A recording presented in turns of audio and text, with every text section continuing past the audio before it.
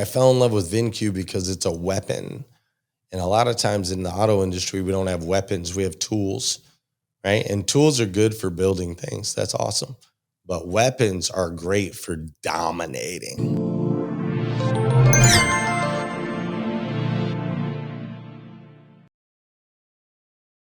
There was an advertisement in a newspaper. I was working at a place called Sterner and Klein, and I was a phone rep that was calling AOL subscribers, people who had canceled their America Online accounts.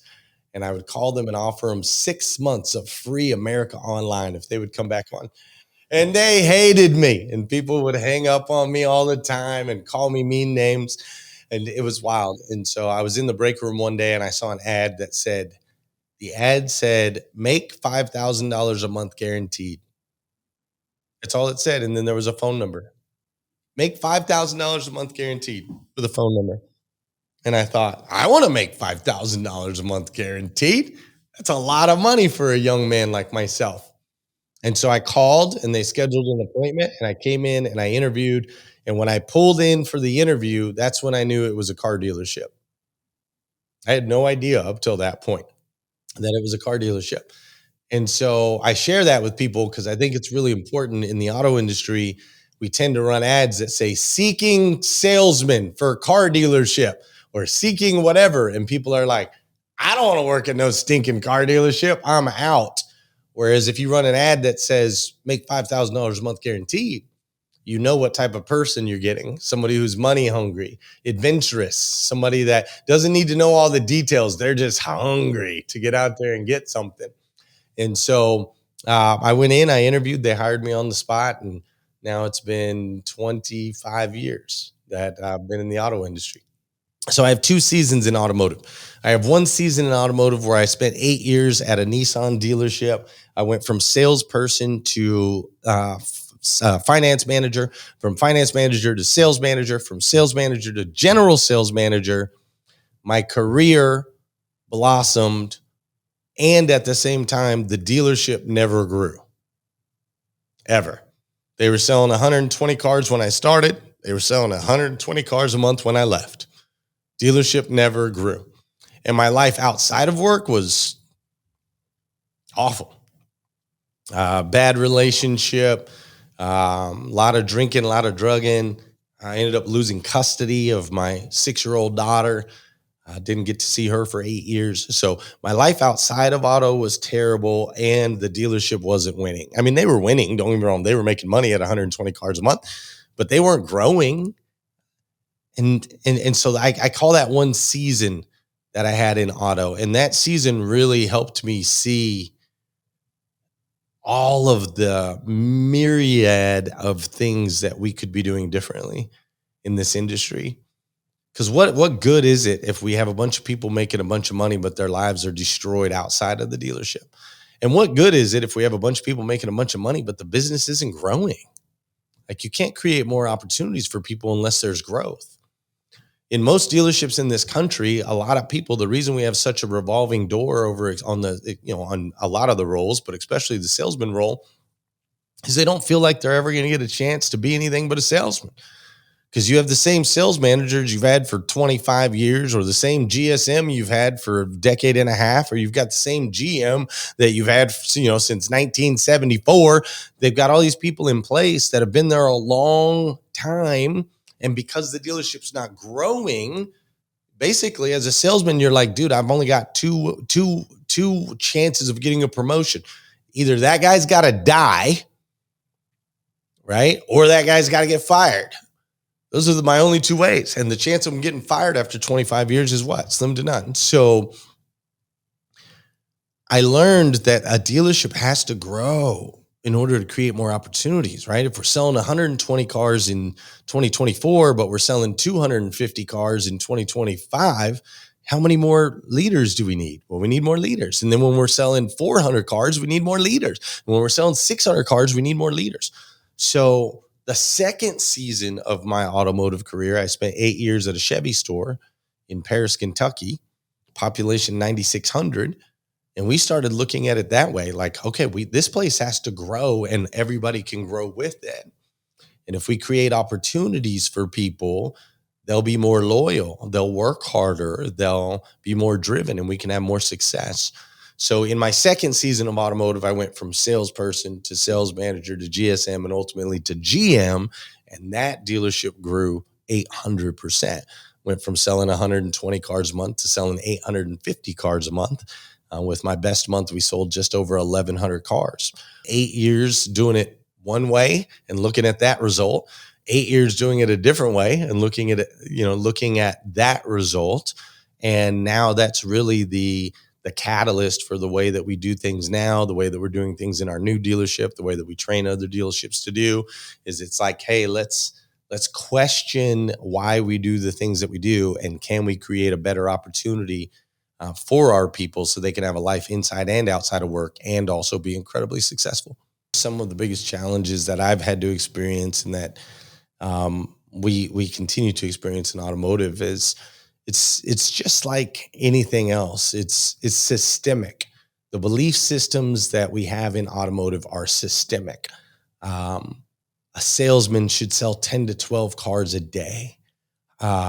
Service departments closed on Saturdays or close early on Saturdays. There's so many things, right? That our salespeople are the most important people in the dealership. That's nuts, so right? We always have salespeople that are the highest paid. Well, nowadays, a showroom salesperson, all they do is wait till the up shows up, right? Like there's so much more that goes into it in today's day and age than it used to be. So it's challenging because we have systemic things in place that have worked for 70 years. It has worked to buy a dealership with a good location with some road frontage, build a service department, sell some parts, sell 100 cars a month with 20 salespeople with 10 salespeople and make $1 million a year, right? Like that model's worked. We can't knock it. That model has worked for a really long time. What's different though is this thing called the internet came out. And after the internet came out, these software companies started amassing just billions and billions and billions of dollars. And technology has advanced at such a ridiculous rate.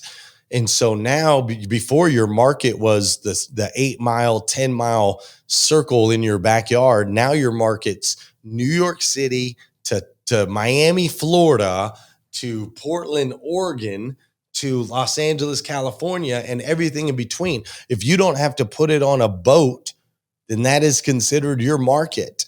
And that's a lot different. It's a different game than we used to play. And I'm seeing it all over the United States of America. It reminds me of when Walmart came out. But prior to Walmart, 86% of groceries were purchased in a local family-owned grocery store. Now, 6% of grocery store purchases are made at a local family-owned grocery store. So complete flip-flop. And I'm seeing that happen in automotive because the formula used to work. A lot of people are holding on to that formula. Big, bad companies, corporations, large groups, all of those things, right? Publicly owned and publicly traded companies, they're coming in and they're just gobbling up all of the family owned and operated small dealerships that are selling 100 cars a month. And so it's different now. It's systemic. It's an incredible challenge. It's hard to do. And even for me, if something's always worked for me, it's hard to let that go, right? What is the old saying? If it's not broke, don't fix it. Well, in a lot of cases, these dealers don't realize they're broke. Right? They don't realize their system is broke because it's still generating profit monthly. But the game has changed, and it's only a matter of time before we go from 86% of these cars being bought at local family owned and operated dealerships to 6%. It's only a matter of time. I fell in love with VinQ because it's a weapon. And a lot of times in the auto industry, we don't have weapons, we have tools. Right? And tools are good for building things. That's awesome. But weapons are great for dominating, right? If I want to dominate my competition, which isn't really my thing, but I know a lot of people want to dominate the competition, you need a weapon to do that. So VinQ, I think of VinQ, when V Auto first came out, when V Auto first hit the auto industry, those that jumped on, it was a weapon. It really was. You could see information that other people couldn't see. You could market in ways other people couldn't market.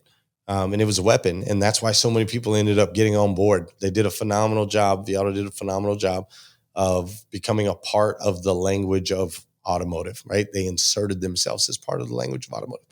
I see that same opportunity here with VinQ. VinQ is far more advanced. It's way more technologically advanced than Viato, has way more data, way more information, way more user friendly. It's just this incredible tool. And right now, the user base, though a large user base, is overall a small percentage of what's happening out there. And that's the positions I like being in, Angela. I don't know about you, but I like being in the small group that's ahead of everything versus being in the end group. And so VinQ is that, man. It gives you insights and just unbelievable abilities. When the first time I saw VinQ, they showed me that I could track every vehicle like across the United States, where it was bought, where it was first bought, second bought, third bought, fourth bought, what auctions did it go through, who bought it, how did it change hands, what price did it change hands at. I could see all of that. And I was like, whoa, hold up. You're telling me I can pull up the dealer down the street and I can see exactly what inventory they have and where they got it. I can learn their buying patterns. I can figure out where they're buying their cars from. And if I wanted to, not saying I would do this, Angela, but if I wanted to, I could go to that auction that they're buying cars from every Thursday from 10:30 to 2:30, and I could outbid them on all those cars. And then they would get no cars, and then they'd have 0 cars on their lot, and I'd be the one with all the cars that they were trying to buy. I'm not saying I would do that, but the fact that you can do that, it's pretty freaking phenomenal if you ask me. I'm just saying. So when I saw that, I was like, dude, this is mind blowing. This is the stuff. And honestly, and I told Danny the same thing I'll tell you, there will come a day when VinQ will be what everyone's using. And it won't be as powerful as it is right now. I know you guys will innovate and I know you'll evolve. And I totally get that. But you just reach a certain point of saturation that you're not as nimble, that you can't move as quick, and that you're not as much of a weapon. You just become a tool. So right now, VinQ is a weapon. I think everybody should be on it. Later, it'll be a tool. It'll still be a great tool at that point. But as of right now, this is the opportunity for me and my dealership. We're using VinQ, and for other dealers out there, I believe. It's important to me that we bring people together, equip them with the tools they need to succeed, and inspire them to be great. That's what I feel I was put on this earth to do. And so every decision we make as an organization, I ask myself those 3 questions. Does it bring people together? Does it equip them with the tools they need to succeed? And does it inspire them to be great? I do feel like I've been uniquely positioned to be able to have conversations with all types of different people from all different walks of life.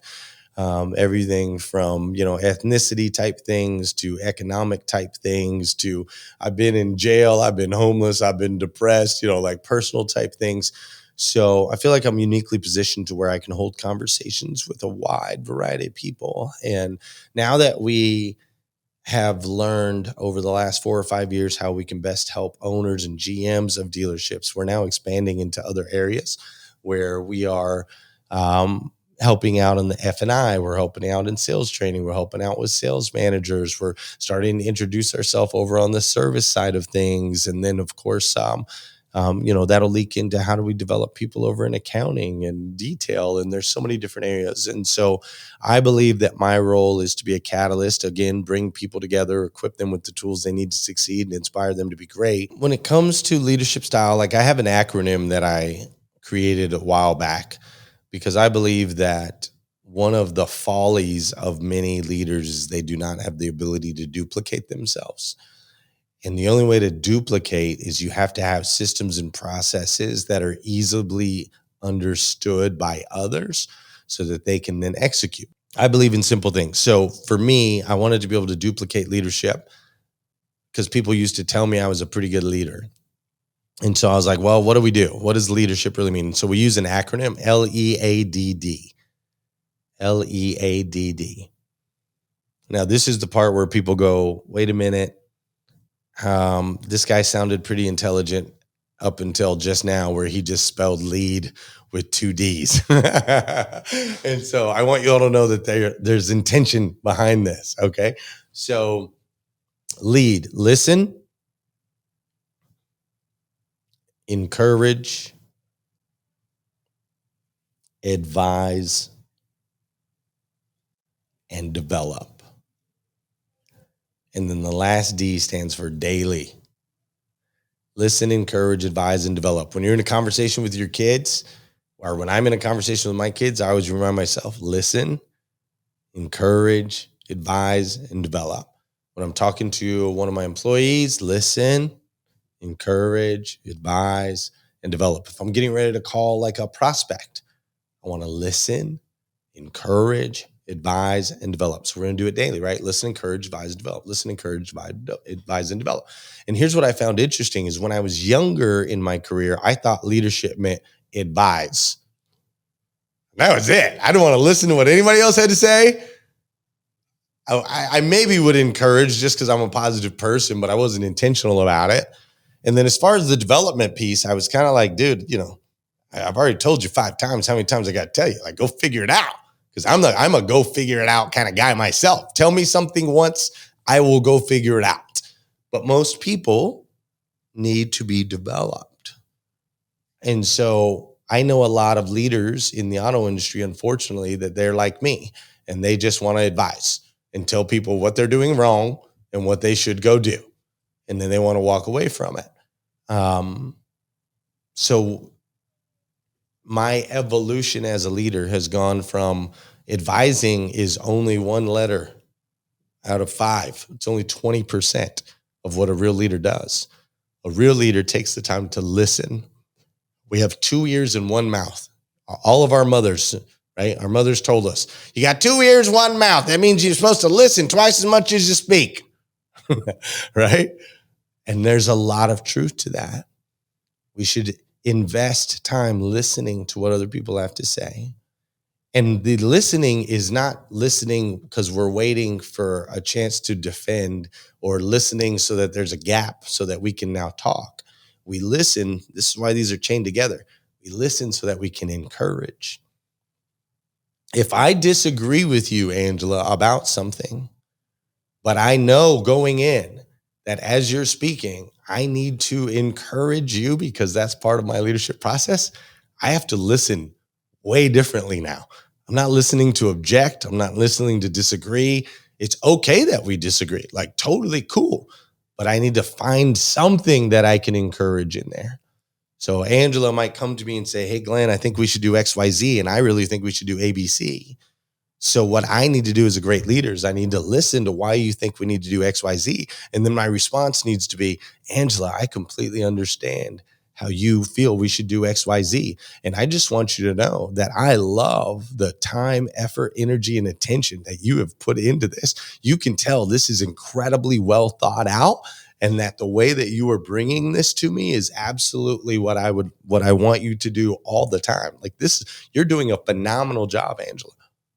And here's my thoughts. And now we can go into the advise period. Just because I'm encouraging behavior doesn't mean I agree.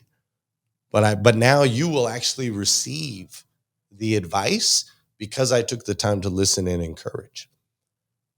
When you just give someone advice and you've never listened to them or encouraged them, typically their response is, screw you, you don't know me, you don't know what I'm talking about, you're not even paying attention, you didn't even listen to me. How many times have you said that? And you're like, oh my gosh, they just won't even listen to me. If they would just listen to me, right? And so when you listen and encourage, it just opens the door to being able to advise. People can receive that advice in such a better way. And then now on the backside of advise, if I'm going to share advice with you, because I know this acronym of LEAD, if I'm going to share advice with you, I'm going to take the time to develop, to allow it to allow you to truly understand it, right? And so a lot of times I'll just keep my mouth shut because I don't want to give you the advice because I don't want to invest the time it's going to take to develop you. And sometimes that's a better way to be. Sometimes more of us need to keep our mouths shut right? Like if you're not going to take the time to really develop someone, then don't throw it out there, man. And I tell my dealer clients all the time, like, do not launch a new initiative unless you're ready to spend the next 2.5 months developing your people to that. Because it does take 67 days before something becomes easier to do than to not do. Too many leaders throw out an initiative and then 2 weeks later they're pissed off because nobody's doing what they're supposed to do. And that's because you didn't take the 2.5 months that it takes to develop them. And so that's really how my leadership has evolved. I went from thinking I was just supposed to solve the world's problems and give everybody the answers to realizing, no. I need to listen. I need to encourage. I need to advise. I need to develop people. I need to do it daily.